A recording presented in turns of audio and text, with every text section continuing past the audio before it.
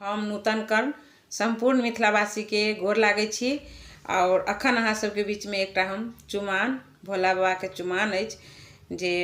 मनाइन के अंगना में भेल छनि उहे गीत गाबै छी। बहुत सुंदर गीत अछि, अहाँ सब जरूर सुनब और जो नीक लागे अपन आशीर्वाद जरूर देव। तो सुनू अखन ई शिवजी के चुमान। आई शिव के चुमावन हेमंत घर में, आई शिव के चुमावन हेमंत घर में, हेमंत घर में, हे मनाइन घर में, हेमंत घर में, हे मनाइन घर में, आजू शिव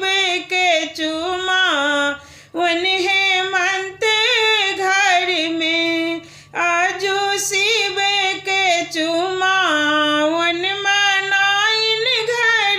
में, आनन चानन नीप मनाइन, आनन चानन नीप मनाइन, गजी मोती चौका पुराई है सखी, आजू गजी मोती चौका पुराऊ है सखी, आजू शिव के चुमावन हेमंत घर में, आजू शिव के चुमावन हेमंत घर में, हेमंत घर में, हे मनाइन घर में, आजू शिव के चुमावन हेमंत घर में, काचही बाँस के डले बाबू नाओले, काचही बाँस के डले बाबू नाओले, ताही रखल दुभिधान सखी है आहे, ताही रखल दुभिधान सखी है, आजू शिव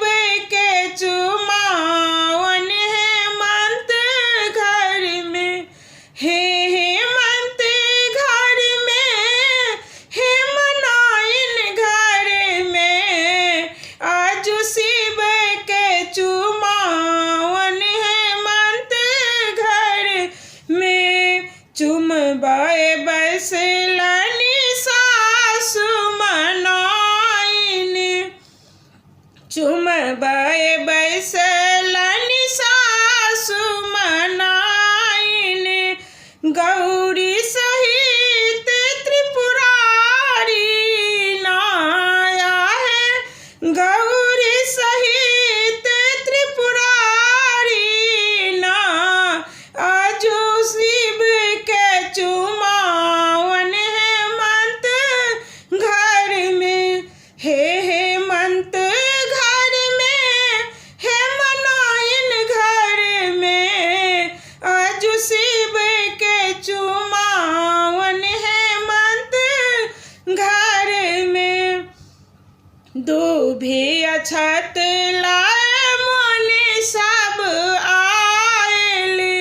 दूभी अछत लाए मुनि सब आयल, जय जय शब्द सुनावल सखिया आहे, जय जय शब्द सुनावल सखिया,